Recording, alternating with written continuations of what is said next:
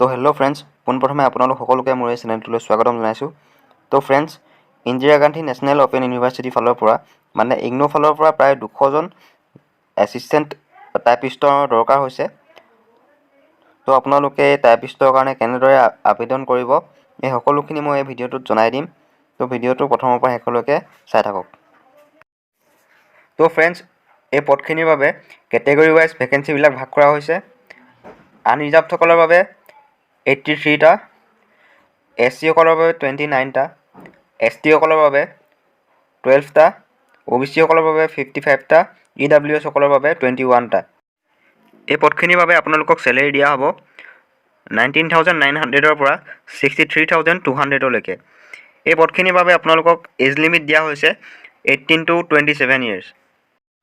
আৰু এই পদসমূহৰ বাবে এজ ৰিলেক্সেশ্যন দিয়া হৈছে SC সকলৰ বাবে 5 বছৰ, ST সকলৰ বাবে 5 বছৰ, OBC সকলৰ বাবে 3 বছৰ, PWD সকলৰ বাবে 9 বছৰ আৰু PWBD প্লাছ NCL আৰু OBC যোনসকল হয় তেওঁলোকক 13 বছৰ, PWBD প্লাছ SC ST তেওঁলোকক 15 বছৰলৈকে এজ ৰিলেক্সেশ্যন দিয়া হৈছে।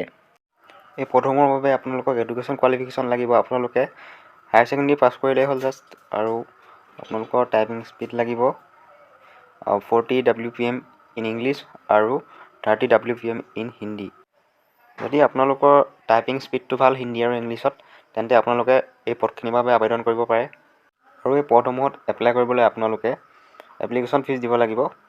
আনৰিজাৰ্ভ আৰু OBC সকলে 1000 টকা, ST ST আৰু ফিমেলসকলে 600 টকা, PWD সকলে কোনো ধৰণৰ ফিজ দিবলৈ প্ৰয়োজন নাই। তো আপোনালোকে যদি কৰিব বিচাৰে তেন্তে মই ডেছক্ৰিপশ্যনত লিংক দি দিম, আপোনালোকে তাত গৈ এপ্লাই কৰি ল'ব পাৰে। এই পদসমূহৰ অনলাইন এপ্লাই 22 মাৰ্চৰ পৰা আৰম্ভ হৈ আছে আৰু ইয়াৰ লাষ্ট ডেট দিয়া হৈছে 20 এপ্ৰিল। গতিকে আপোনালোকে যদি অনলাইন কৰিব বিচাৰে তেন্তে মোৰ ডেছক্ৰিপশ্যনত গৈ লিংকটো ক্লিক কৰি আপোনালোকে এই পদসমূহৰ বাবে এপ্লাই কৰিব পাৰে। তো আজিলৈ ইমানেই।